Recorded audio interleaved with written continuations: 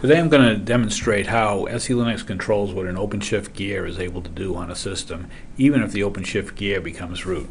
I'll start out by showing that my process on the system is running as unconfined T, and I'm about to use runcon to become OpenShift, the OpenShift label.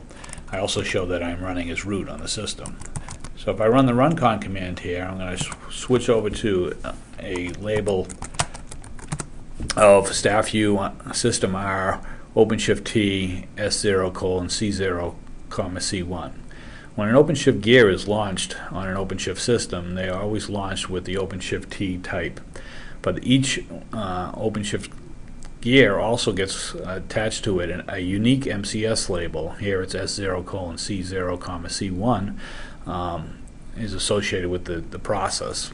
Also, the gear gets its content also labeled with the same MCS label. So now that I'm running as OpenShift T, I'm going to show you that I'm still running as root on the system, but now if I try to cat etc shadow, I'm going to get permission denied. If I try to create content on the system, I'm going to get permission denied. And even if I go into the var live OpenShift directory where the different gears store their content, in this case I set up two directories for my demonstration, one called Gear 1 and one called Gear 2. If you notice, Gear 1 has the MCS label of S0:C0, C1, and Gear 2 has S0:C3, C4. So if I show I'm an OpenShift Gear trying to attack another gear, I'm in this case representing myself as Gear 1, I'm going to try to go into the Gear 2 directory and look around. In this case I get permission denied. But if I attempt to go into my own directory, I can see content in there, and if I want to create new content,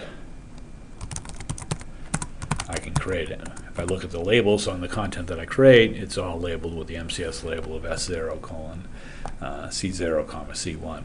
So now if I get frustrated with SELinux and I want to turn it off, I can attempt to turn it off with set and force 0, and of course we're also blocked from being able to disable SELinux on the system.